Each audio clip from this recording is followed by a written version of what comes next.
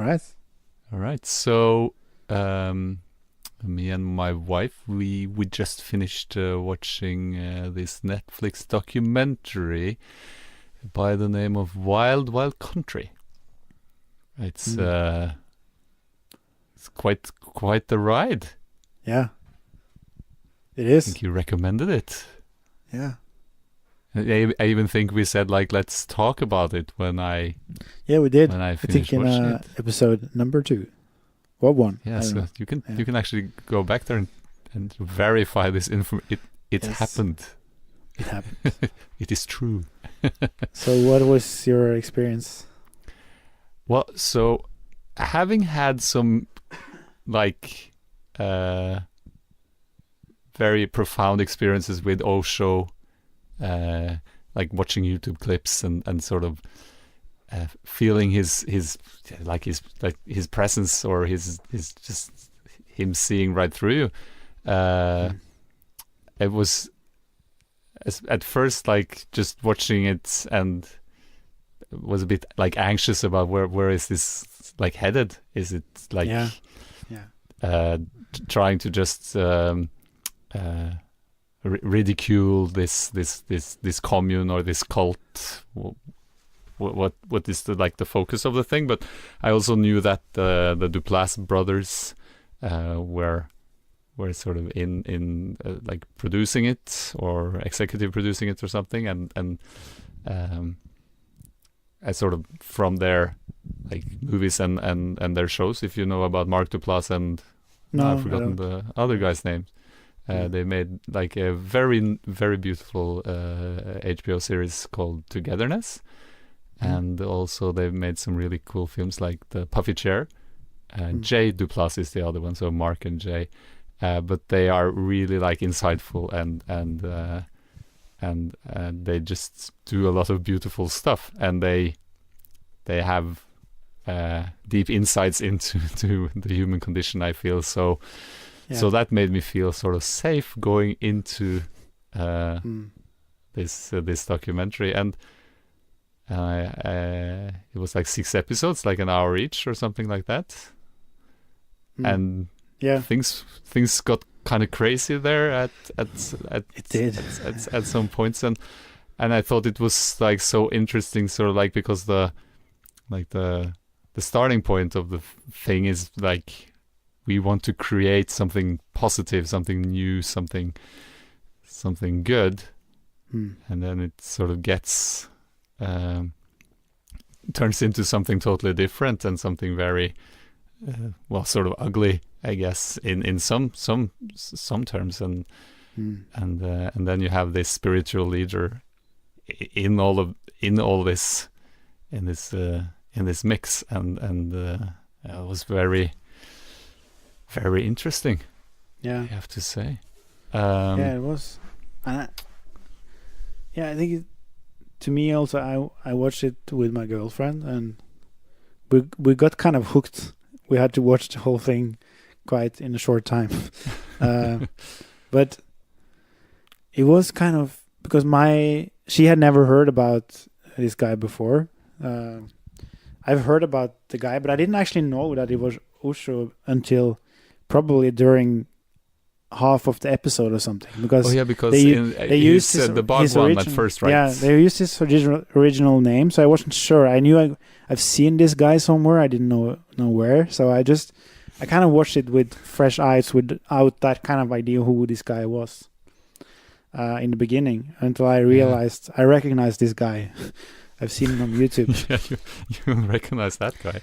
That's for sure. And I've seen quite a few of his videos on YouTube and had insights from it. I also remember that I had some kind of like bad feelings about this guy, even though I liked the stuff he said. You know, that was my feeling about him when I watched his videos a few years ago. So, no, it was really interesting and really like a nice thing to see how they kind of started building the community as a fresh idea. I'm not. Are we going to spoil things, or are we going to talk about it? No, this is if you haven't seen Wild Country, stop the podcast, watch the 6 episodes. It's just gonna take you like 6 hours, Yeah, and then get back to us, Yeah, because we're spoiling stuff left and right. Yeah, I guess. So the thing is, this guy Osho is a guru in India, and they have this ashram thing in India until a certain point, where they choose to move to the States. And I don't. Where in the States is it again? Is it Well, so there's a small town, Antelope, in now I've forgotten the state. The state beyond California. What is? Isn't it? I need a map. Like, this is very embarrassing. Yeah.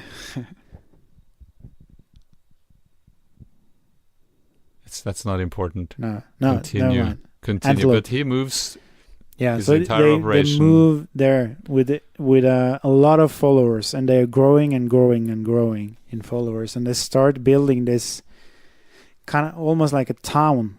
And there's a long story about what happens to the closest village, and how they kind of the interactions with the locals and everything. But what was really interesting to me is how the story develops into, we are moving here to create this beautiful, beautiful new world, that where we are helping each other. We're following these spiritual principles of love and of a better world. I don't know how to else put it, but yeah, it seems very positive. But they meet a lot of complications, you could say, with the locals, and thing kind of start eventually escalating. And there was this point in the episode, I think maybe around episode 2 or 3 or something, where I remember the person that was this woman that was kind of Osho's personal assistant or something, that was kind of becoming the leader of the whole You're thinking city. about Sheila. Yeah, exactly. And she explains, because she was interviewed in the documentary, she explains that, and she is like truly following this guy unquestionably at the time, but also having a lot of space to kind of fulfill her own agenda, you could say. And she explains how this quote from Jesus, where "turn the other cheek," that Osho has explained to her that we are not going to do that, because if we do that, so and so, or we are losing face or whatever. I don't remember exactly the explanation, but it turns into that from that point they are starting to guard the whole town, and they're starting to wear weapons and kind of protect themselves from the outside. And me and my girlfriend, we discussed this a lot throughout watching it, that was kind of the fall of the whole, that was kind of the beginning of the end for the whole idea, because that was the point they actually failed to actually bring something new, because from that point they started playing the same game. Yeah, they just as play the old world. game. Yeah. So everything that happens from that point was kind of that. Playing the old game. I think. And please continue. No, you can continue. What I found to be like super, super intriguing is that you have these. So you have the Bhagwan, or Osho as he later becomes, who is a spiritual leader in India, where this is fairly common. Like Buddhism and Hinduism, but he's challenging the status quo, and he sort of wants to go further, right? Which I think is very like interesting, because he doesn't just want to continue with what is. He wants to challenge it. He wants to sort of see what lies beyond. and then he goes to America because it's the land of opportunity, which I think is it's true. Yeah. Because in a sense, that's sort of like, well, if you look at the world, that America has that sort of allure, and that's sort of its function, right? That's where you'd go to sort of make things happen. But so there's a problem. There's some people in America from beforehand, and I think that is so like descriptive of how when someone comes and tells us about something new, because what the locals in, is it like Colorado or is it? No, Yeah, it could be. someone should Google it. I'm gonna very- check. It's they're like their default like reaction to someone new, someone from India is coming, is it's a cult and they're evil and they're gonna destroy our way of life. And that is sort of, so if the Bhagwan sort of plants a seed, it's planted in this sort of base of Oregon. Oregon. Yeah. That sounds more right. Yeah. But yeah, Oregon. please continue. Oregano. It's a spice. Oregon. Yeah.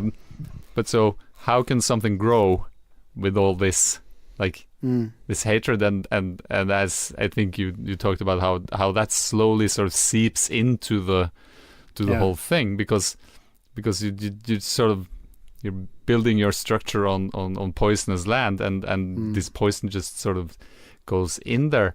But then and I think that's sort of really like cool to look at, sort of like on the bigger scale of things. Like you're trying to do something positive, but you're putting it into a negative environment, and the negative environment ends up sort of just converting your positive vibe into something equally negative. So sort of, if you have to choose your soil, more or less. Like it's I think is interesting. And then there's like this level, and that's, I think, is especially interesting with the character or the human Sheila, is that she is very, she even says, I think, that she's in love with the Bhagwan. Yeah.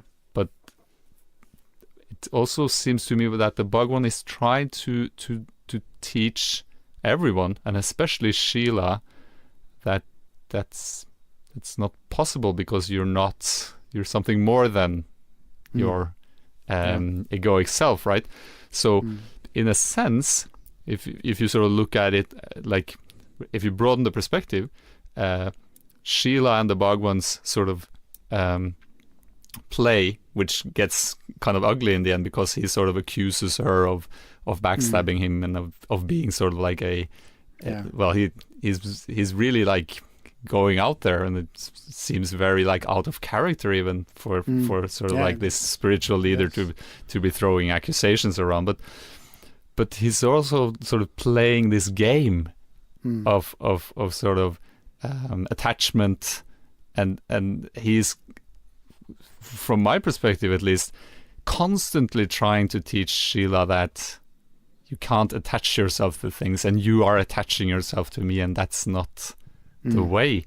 And she just keeps on sort of attaching herself further and further, and then it sort of gets other people into the mix, and she gets even more like infuriated because she was supposed to be the one. And I like, the takeaway for me is like, you are the one, but it's not because you are connected to the Bhagwan. You are the one because you're you, and then it just seems so poetic, because he is sort of just shaking things up in both in his commune, and also in the US even, just because he's sort of poking a finger into this whole notion of what is like important in life, and what is right and what is wrong, and all this attachment that we're so like clinging on to. which I thought was like really like an interesting, just like thing going on there, and Yeah. it seems because that's like the Jesus problem, right? Is like, so you have this insight, and then you share this insight, and people be like, oh shit, he knows some stuff. But instead of sort of thinking, where does that take me? You'd start idolizing him and start turning him into a god. And from what I can tell in the Jesus story, he's sort of working really hard to try to avoid that. And it also seems like the Bhagwan tries to some extent, because he even goes like, oh, I'm just going to seclude myself. I'm not going to say anything. I'm just going to sort of like back off. Yeah, exactly. And I think it's interesting with the whole guru concept, which is, I think, more, to my understanding, I'm not sure, but to my understanding, much more a thing than we actually in the West can understand.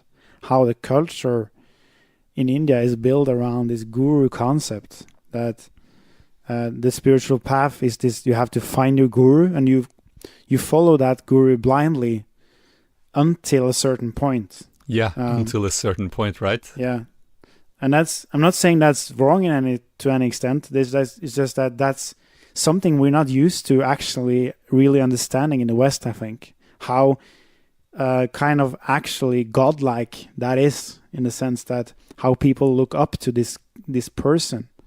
So I think that whole mindset, whether Osho wanted it or not, was kind of also playing its part in this whole thing, you know.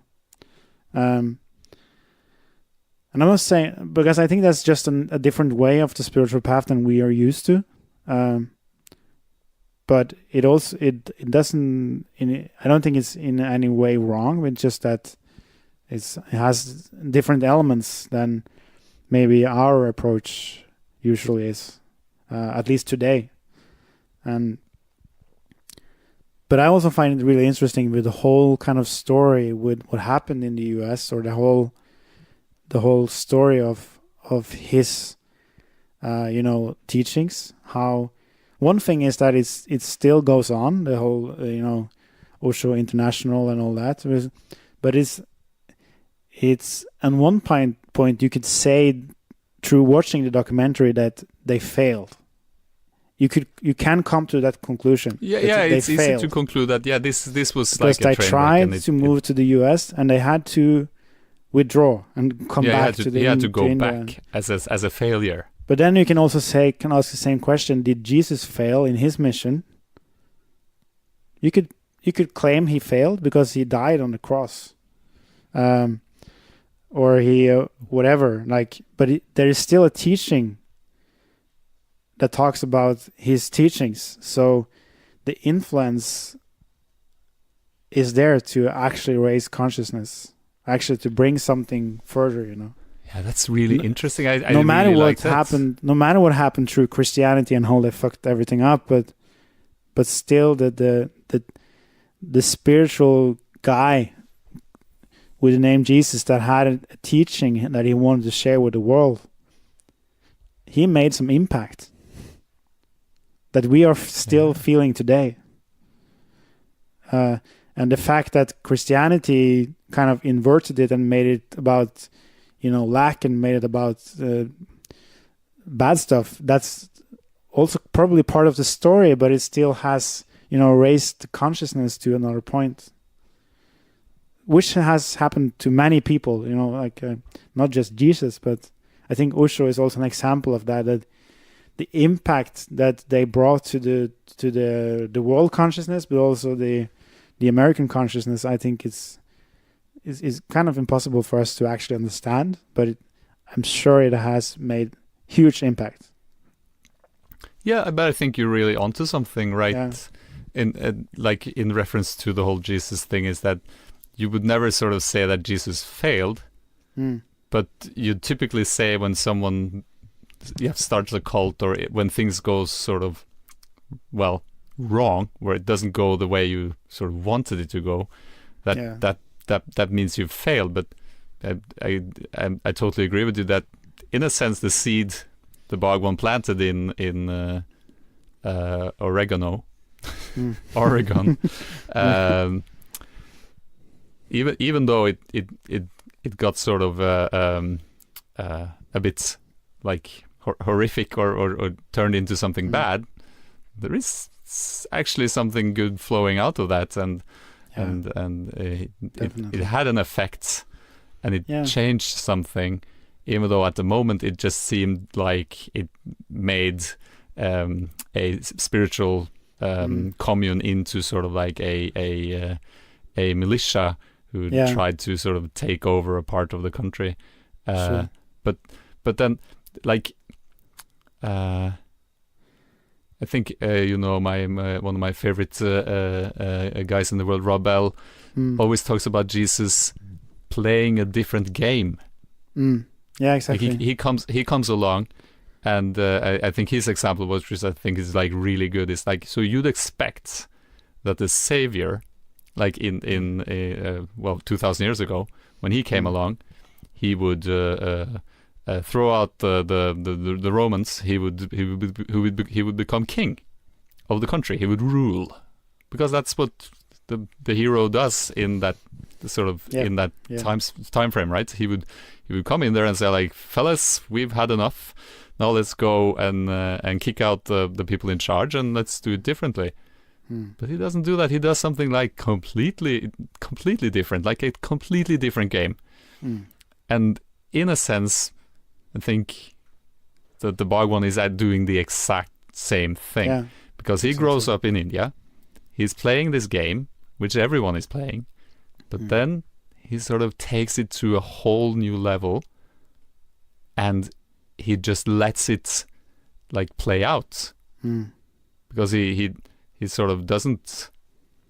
He plays with it in a sense, and he plays with all parties involved, including like the members of his commune, and especially I think Sheila, because she is so heavily like in trying to make the Bhagwan into something that he actually isn't, like the savior of humanity, like this godlike people should really listen to this guy and he would change the world. And she's actually taking that from herself, because where is she in all of this? What's her position? And I think that's like such a cool perspective. Is sort of like he's not trying to win America. He's playing a different game. Yeah, exactly. So I think it's so interesting. There's two things that comes to mind when you talk about it like this. Is like, one thing that has helped me tremendously throughout my journey so far is that understanding that, because I come from, just as I know a lot of spiritual people come from or find this path, in the sense that, okay, I realize that there is something important here that I need to do, that because this thing I'm doing is obviously not right. There is something deeper within me that I need to do. Whether I start making that into finding my mission or my purpose in life, or what am I here to do, and that can kind of build up to become this obsession that there is some important mission that I've got here to fulfill. And that might be true to an extent, that you had an intention by coming into this world. But when it gets complicated is when you associate that with achieving a certain result inside of this world. Because the real impact will never be how you succeeded in terms of physical. Like for in the documentary, for instance, that, okay, if they succeeded influencing the US and having this huge city organization growing, so what? The result hadn't been any different, because they actually achieved their goal, or the intention of the whole thing, which was to make a difference in influencing the consciousness. And I think that applies to every person that has a life mission or purpose being here, which I think everyone has to some extent that an intention, subconsciously, and that is not about achieving a result in the outer world. It's about actually making a difference by expressing your consciousness, your creativity, and in that way, helping the whole to get to the next level. And my guess, looking at it in this analytical mode right now, which I actually didn't see until you said it now, is that maybe one of the kind of the hidden intentions to Osho, whether consciously or subconsciously, was to actually influence the exact kind of consciousness that Sheila represented in terms of having this mindset that was looking at this guru in that way. Maybe his whole intention on a bigger scale was just to point the finger to that exact kind of consciousness, so that Sheila and everyone else carrying that within their unconscious mind could actually shine a light on it and let go of it, so that the world can take the next step in a collective consciousness. So in that way, I'm totally sure that this whole story has made huge impact. Yeah. Represented between the play between those two people alone. Yeah, and I think he does such a great job of mirroring her, especially when she leaves, because then he just plays her. Yeah. Which I think is so fascinating, and also what I found to be really like such a nice moment is when he sort of goes to, like, he tries to flee, right? Or he doesn't, or he tries to leave himself, but then he gets caught and then he gets put to trial, and he's sort of should he play this out and sort of proclaim his innocence, or should he just plead guilty and leave? And I thought that was so, like, because, and there we're back at sort of what game is he playing? Is he playing to win? Is he in it to win something? Is the purpose of the game to prove I'm right and you're wrong? And he sort of just leaves it. And I think that's so powerful, because you're very often presented with the opportunity to be right, and it has a cost. And would you be willing to pay that price to sort of be the one saying, yeah, I told you so, I was right, I was always right, I'm the one, I'm perfect, you're wrong, and he just sort of leaves it. And in a sense, if you sort of, so the Bhagwan or Osho's like journey, so he has like a hero's journey in itself, because he's in India, that's sort of like his village, and he goes on a journey, like on a quest, so he goes into the world to learn something, and sort of what he learns is how Westerners look at new things, like a change at insights that he has, because they're very suspicious of, and looks at everything in very like a negative frame of mind, and that affects the entire operation, and that's, he actually learns that, and he can take it back home with him, and he goes back to doing what he did before like originally, but with the insight of what Westerners tend to do with his teachings, or just how what state the world is in at the moment. Or it just seemed like he sort of actually learned quite a bit, and actually brought it back home with him, and it's so easy to say, like, we're so eager to sort of put like failure, success, on like these labels on things, but that's not what it's about at all. I think you're like completely right. Like he put something in motion that's still rippling out in like out today, because we're talking about this, and it's affecting us on very many levels. And it's even like his teachings are still alive today, and that's like super interesting, because what he put out there is actually what he put out there in the 80s is still as relevant, and that's back to the Jesus thing. Is what's interesting with Jesus as well, is that a lot of the stuff he is saying is also relevant today, but if you're only looking at his success story, well, he failed miserably. And sure. I think that's maybe an important lesson for us all to learn, is that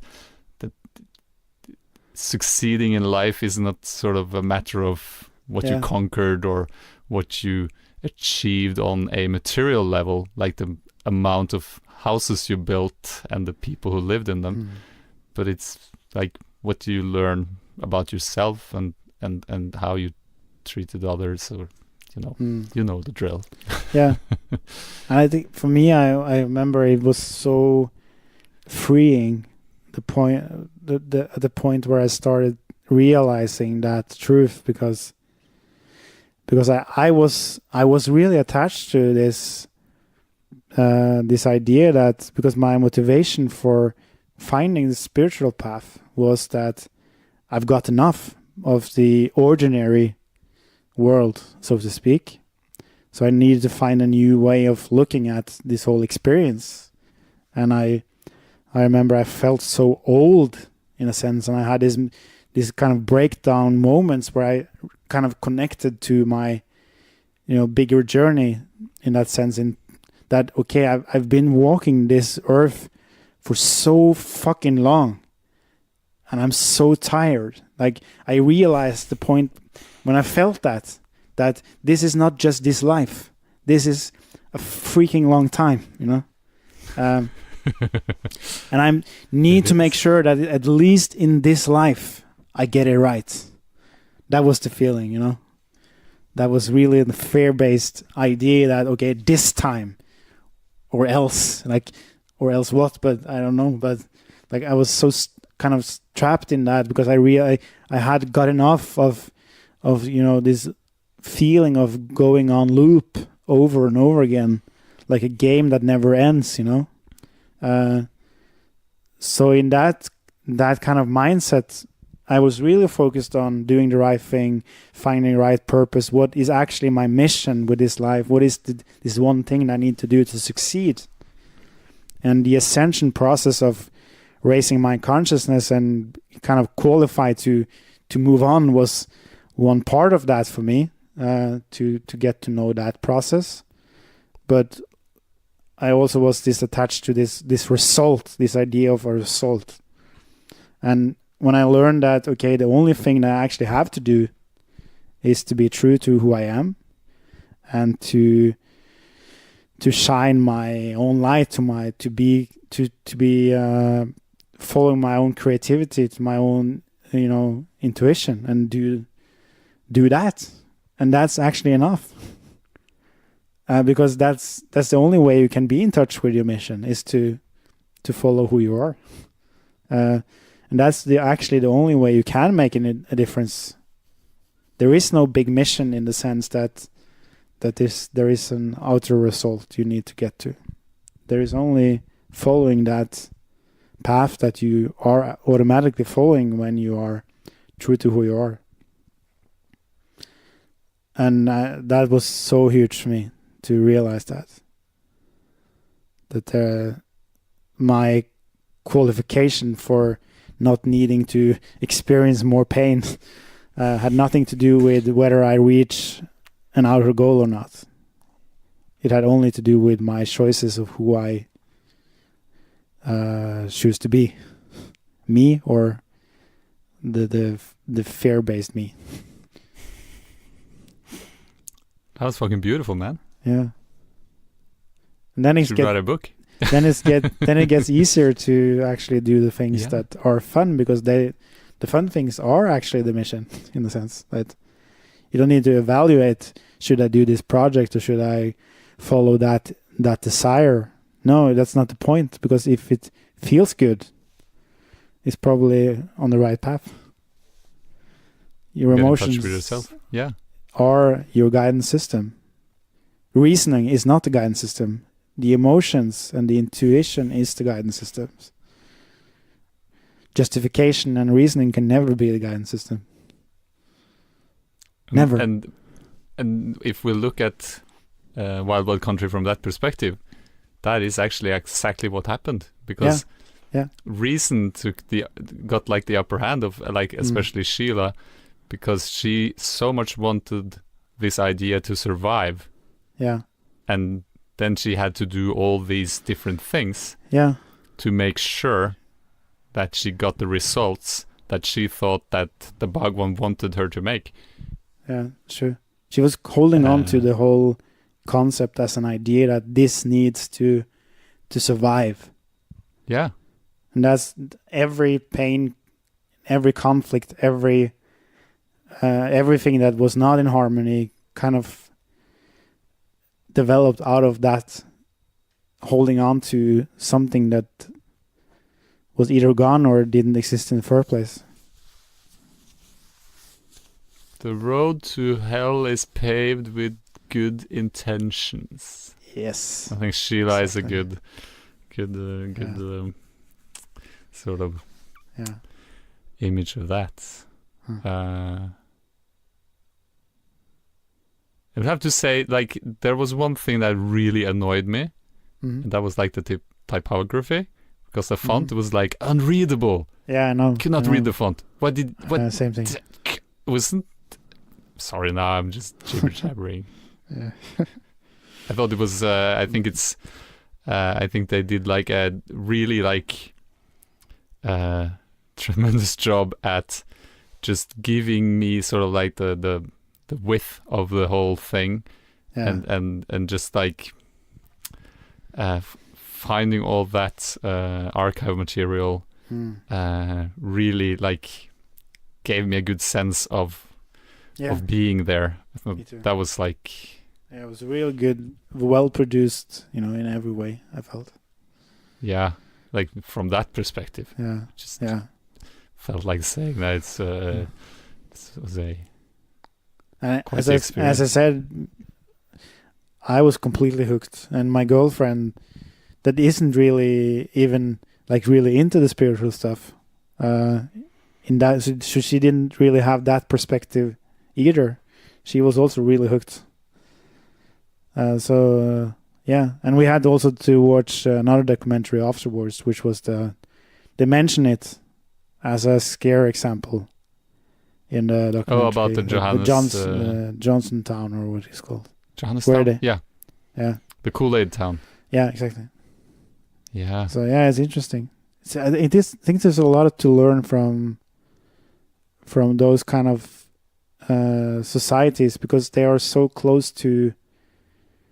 You get really the edge, between the sleep and the awake, and you can also then see, you can kind of see details in the things we often judge as spiritual people judge as positive.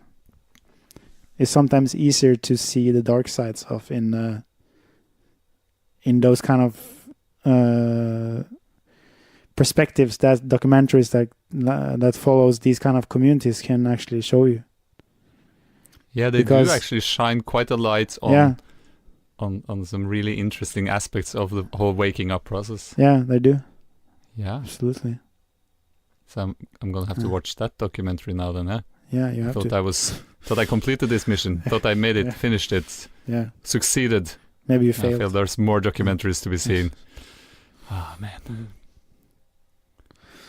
So how many documentaries is it possible to watch? And how many resolutions can you find? Or solutions? I guess that's it's painfully obvious, isn't it? It's has always been and will always be infinite in all its beauty. Wild Country. Wild Country. Wild Country. Available on Netflix now.